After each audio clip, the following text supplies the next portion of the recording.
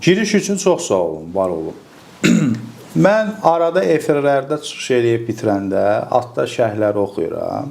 Deyirlər ki, bu adam xalq dili ilə danışır, tənqid eləyənlər də çoxdur. Amma siz məndən də, mənim ustad deməyin, o Rafiq Əliyevlə sizin bir gözəl verişsə baxmışam. Gənc tədqiqatçı kimlər? Ustad sizsiz. Var olun, estağfurullah. Çünki o dünəndə bir verişizə deyəcək, dediniz mən Quran-ı Kərimi orijinal dildən oxuyuram. Elə belə sözlər demirdiniz. Yəni bunu səmimi deyirəm. Sağ olun. Mənim aləmimdə etiraz edə bilərsiniz. Elm adamı, müəllim məlumatı xalq dili ilə də, ən sadə dillə də çatdırmalıdır. Düz. İncimin xətrinizə də dəyməsin, pis mənada bu fəlsəfəçilər o qədər qəliz danışır ki, bağışlayın. Heç kim başa düşür. Düzdür. Tibb universitetinə qəbul olunan bu hal-hazırda tələbə fəlsəfədən kəsilib. Fəlsəfə bizdə bütün sahələrdə keçilir. Tələbəyə sual verin valideynin vasitəsində bir söz. Dedi, müəllimin dilim başa düşmürəm. Yəni, siz açdınız denə deyirəm. Aydındır, tam razıyam. Yəni, fəlsəfəçilərimiz fəlsəfə əxlaq haqqında elmdir, razıyam, əla. Yəni, mən də efirlərdə də, auditoriyada da, burada da çalışacağım bir sınaqdır. Çünki siz fərqli bir şeydir, bir alim kimi görək bəyənəcəksiniz. Xalq dili ilə var. Mən də onu dəstəkləyirəm. Siyasət bizim gündəlikdə ən çox işlətdiyimiz sözlərdən biridir, müəllim. Bir, bura siyasət yeri deyil. Düzdür? Bəli. Deyirlər, siyasi sual vermə. Sən də siyasətçi insansan, razısız. Və yaxud da o biri sahədiyyət beynəlxalq. Sən çox diplomat adamsan. Niyə? Sən halal olsun. Bu belə fikirlər var. Həqiqətən də siyasət çox maraqlıdır. Siyasət elmdirmi, yoxsa sənətdirmi? Fikrinizi bildirə bilərsiniz. Otto von Bismarck deyir, sənət. Elm deyil. Bismarck 19-cu əsrin Almaniyanın parçalanmış, bölünmüş, Almaniyanı vahid halda birləşdirən, Almaniyanın bu günə kimi sosial sistemini quran, diplomatiyasının atası olan Otto von Bismarck deyib siyasət, sənətdir. Modern Almaniyanın atasıdır da Bismarck. Bəli, vahid mərkəzləşdirilmiş Almaniyanın atasıdır. Bismarck olsaydı Almaniya 1-ci Dünya müharibəsini başlamayacaqdı. Bu da var idi. Yəni, bu insanlar, gözəl bir söz dediniz, bu insanlar siyasəti, bəli, diplomat olub Bismarck. Amma siyasəti siyasətçilər məsul olur. Digərlərini siyasətçilər yazır.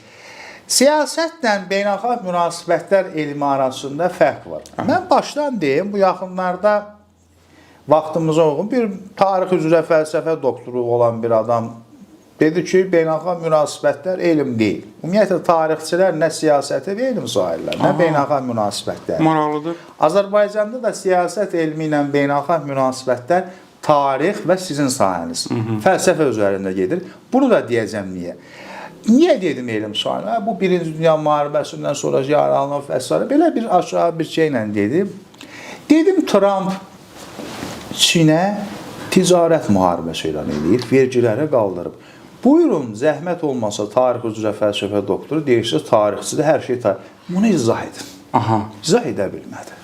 Və bu gün mən o adamın ümumiyyətin salamçağı, ünsiyyəti də belə götürüb kəsmişim. Tarix, bəli, yazılır. Tarix də elmdir. Bütün sahədə elm olur.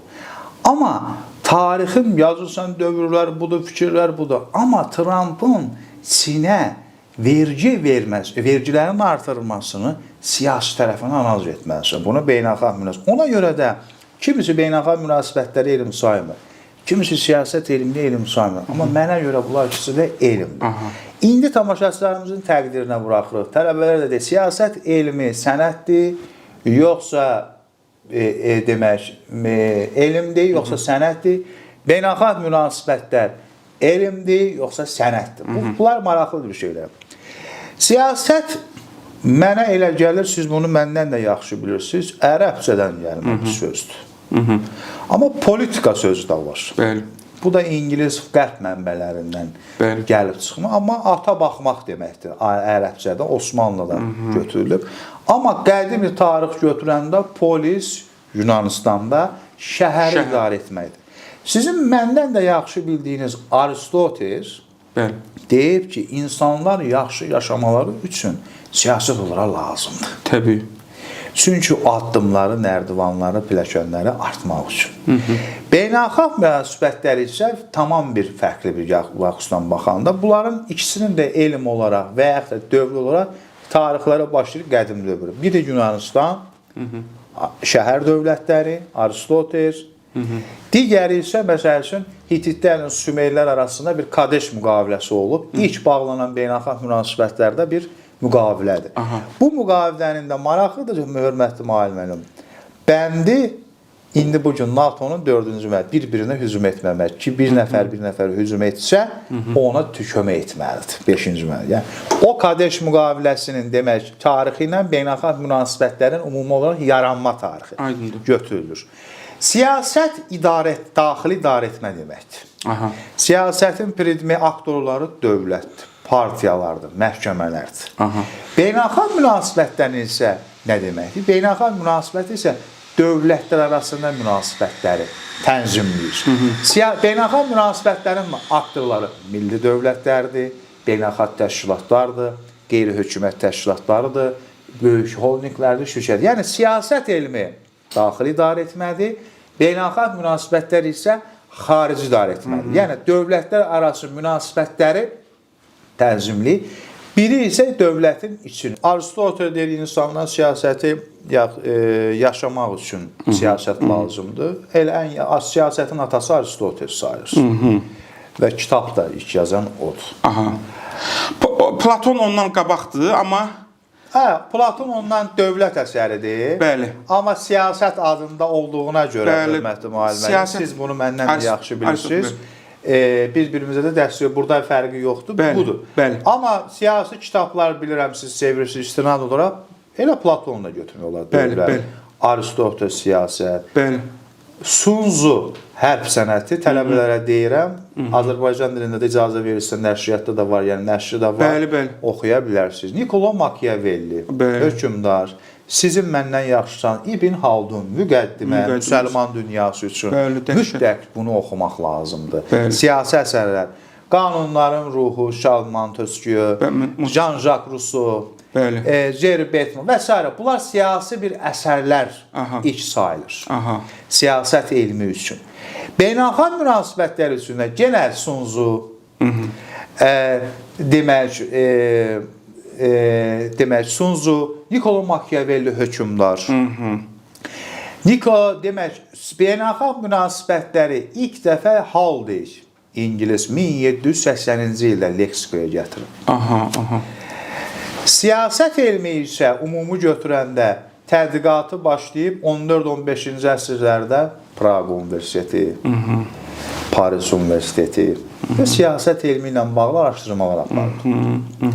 Beynəlxalq münasibətləri isə 19-cu əsrdə 1780-ci, amma sonra onun böyük bir lüğətə, siyasi, belə deyək, elmi akademi mühüdə sizin də tanıdığınız, bəlkə də bir məşhur, hətta Piotrun da belə, Potyomkinun da belə müşavir, Jerry Bentham, İngilislər. Onun qardaşları Piotrun demək müşavirəli olublar. O gətirib çıxardı. Siyasət elmi kürsüləri, siyasət elmi dövlət idarə etmək içəridə anlamındadır və Mao Zedong bir yaxşı bir söz deyir. Çin Xalq Respublikasının qurucusu. Deyir ki, müəllimim, siyasət, qan yoxdursa siyasət var. Qanlı siyasət varsa demək ki, yəni müharibə yoxdursa siyasət var. Müharibə varsa qanlı siyasət var. Belə bir Mao Zedong'un bir maraqlı bir söz var. Yəni məntiqən çıxır ki, müharibə varsa demək siyasət yoxdur. Müharibə yoxdursa demək siyasət var.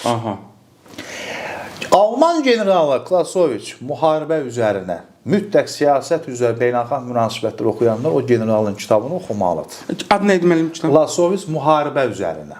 Kitabın adı belə. Bəli. Alman tədqiqatı. Bəli. O deyirsə isə müharibə siyasətin bir davamıdır. Yəni siyasətçilər müharibəni istədikləri vaxt kəsirlər, aparırlar, dayandırırlar. Bir məşhur De Gaulle'un sözü var ki, Charles de Gaulle'un deyir ki, siyasəti siyasətçilərə də belə vermək olmaz. Bu da bir maraqlı sözdür ki, yəni siyasəti siyasətçilərə də belə vermək olmaz. Angela Merkel isə deyir ki, Almaniyanın baş naziri, siyasət cəmiyyətdə fərdləri birləşdirən, işıqlı bir yol aparan bir vasitədir. Yəni bütün ideyaları, fikirləri birləşdirən adam, insan və bu millətə bir işıq verən adamdır. Məsəl üçün, Bismarck deyir ki, siyasət cəmiyyətdə ən böyük sənətdir, xidmət sənətidir. Aha. İndi üzrə Merkelin o deməli Merkel deyir ki, xanım Merkel, siyasət barışıq üçündür. Bu məzmun belədir də. Demək Alman siyasi filosofu Hannah Arendt o deyir ki, o ona bənzəyir. Merkelin sözü ona bənzədir. Siyasət konfliktləri konsensusa gətirmək bacarığıdır. Bir yerdə ki, konflikt var və sən onu konsensusa, razılaşmaya gətirə bilirsənsə, deməli sən yaxşı siyasətçisən. Bəli. Ona görə də Merkelin dediyi ki, bütün müxtəlif insanları birləşdirib bir yol aparır. Aristotel də dedi ki, siyasət insanları yaxşı yaşamaq üçün və yaxud da. Amma ümumi götürəndə siyasət cəmiyyətin, millətləri idarə etmədə bir sənətidir. Bəli. Mən siyasəti elm olaraq da qəbul edirəm, amma o vasitəyə çatmaq üçün də sənət qəbul edirəm. Şübhəsiz. Yəni